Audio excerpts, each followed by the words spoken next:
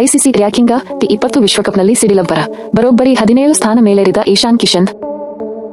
2026 T20 ವಿಶ್ವಕಪ್ ಸಂದರ್ಭದಲ್ಲಿ ICC ತನ್ನ ಇತ್ತೀಚಿನ ಟಿ20 ಶ್ರೇಯಾಂಕಗಳನ್ನು ಬಿಡುಗಡೆ ಮಾಡಿದೆ. ಅಭಿಷೇಕ್ ಶರ್ಮಾ ಬ್ಯಾಟ್ಸ್ಮನ್ಗಳ ಪಟ್ಟಿಯಲ್ಲಿ ನಂಬರ್ 1 ಸ್ಥಾನದಲ್ಲಿ ಮುಂದುವರೆದಿದ್ದಾರೆ. ಇಶಾನ್ ಕಿಶನ್ ಟಾಪ್ 10 ರೊಳಗೆ ಪ್ರವೇಶಿಸಿದ್ದಾರೆ. ಬೌಲರ್ಗಳಲ್ಲಿ ವರುಣ್ ಚಕ್ರವರ್ತಿ ಅಗ್ರಸ್ಥಾನದಲ್ಲಿದ್ದಾರೆ.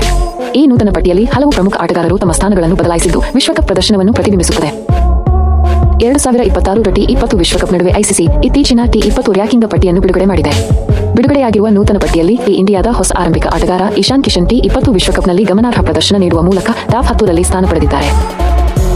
ಟಿ20 ರ್ಯಾಂಕಿಂಗ್ನಲ್ಲಿ 17 ಬ್ಯಾಟ್ಸ್ಮನ್ಗಳನ್ನು ಹಿಂದಿಕ್ಕಿರುವ ಕಿಶನ್ 8ನೇ ಸ್ಥಾನವನ್ನು ತಲುಪಿದ್ದಾರೆ.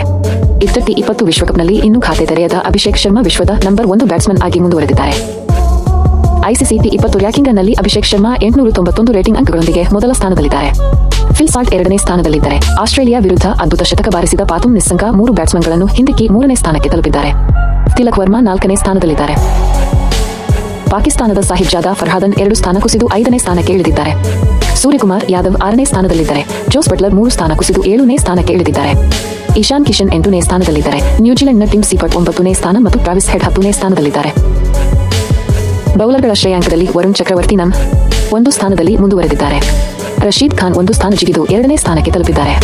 ಅಬ್ರಾರ್ ಅಹ್ಮದ್ 3ನೇ ಸ್ಥಾನದಲ್ಲಿದ್ದಾರೆ. ಆದಿಲ್ ರಶೀದ್ 4ನೇ ಸ್ಥಾನ ಮತ್ತು ಜಿಂಬಾಬ್ವೆಯ ಬೌಲರ್ ಬ್ರಾಡ್ ಇವಾನ್ಸ್ 10 ಆಟಗಾರರನ್ನು ಹಿಂದಿಕ್ಕಿ 5ನೇ ಸ್ಥಾನ ತಲುಪಿದ್ದಾರೆ. ಉಳಿದಂತೆ ವನಿಂದು ಹಸರಂಗ 6ನೇ ಸ್ಥಾನದಲ್ಲಿದ್ದಾರೆ. ಜಾಕೋಬ್ ಡಫಿ 7ನೇ ಸ್ಥಾನದಲ್ಲಿದ್ದಾರೆ.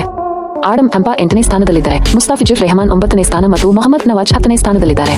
ದಯವಿಟ್ಟು ಲೈಕ್, ಕಾಮೆಂಟ್, ಶೇರ್ ಮತ್ತು ಸಬ್ಸ್ಕ್ರೈಬ್ ಮಾಡಿ.